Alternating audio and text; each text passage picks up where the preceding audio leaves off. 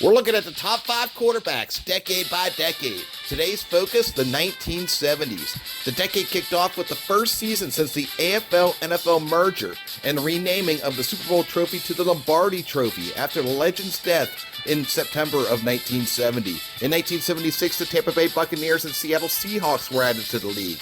Bone-crushing defenses like the Purple People Eaters, Doomsday, Soul Patrol, and the Steel Curtain reigned supreme during the 70s. So much so that the Mel Blount rule was introduced in 1978, freeing up receivers and ratcheting up passing attacks. All right, let's get to the rankings.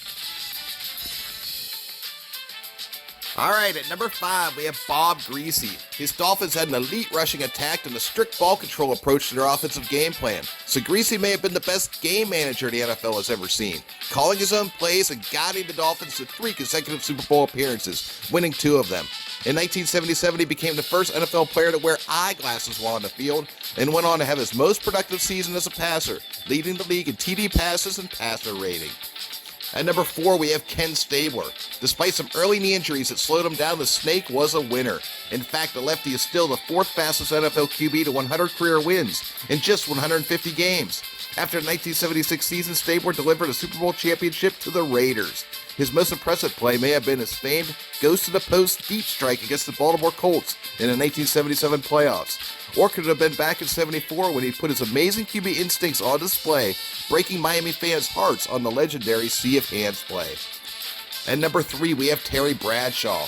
The number 1 overall pick of the 1970 draft really struggled in his first 4 seasons. He finally secured the Steelers' QB job midway through the 1974 season and never looked back, leading the Black and Gold to 4 Super Bowl wins in a 6-season span.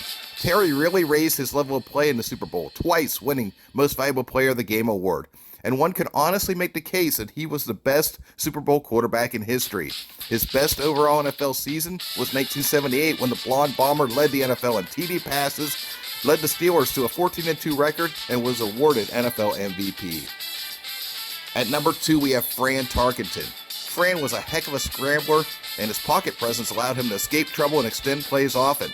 He led his Vikings to 3 Super Bowls during the 1970s, but unfortunately came up short in each of them. That aside, he was still a winner. His winning percentage was .650 from 1970 to 78. In 1975, Tarkenton was able to lead the NFL in TD passes and was named League MVP. And at number 1, we have Roger Staubach. Captain Comeback was never out of a game for America's team. He led 23 game-winning drives through the 70s, none more famous than his Hail Mary pass to Drew Pearson that knocked the Vikings out of the 1975 postseason. Roger Dodger led the NFL in passer rating 4 times, lowest INT percentage 3 times.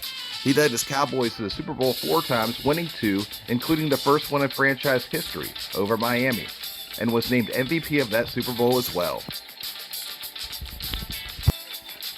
All right, now it's time for the shout-outs. Kenny Anderson, a very efficient passer, was one of the first QBs to run what became known as the West Coast offense.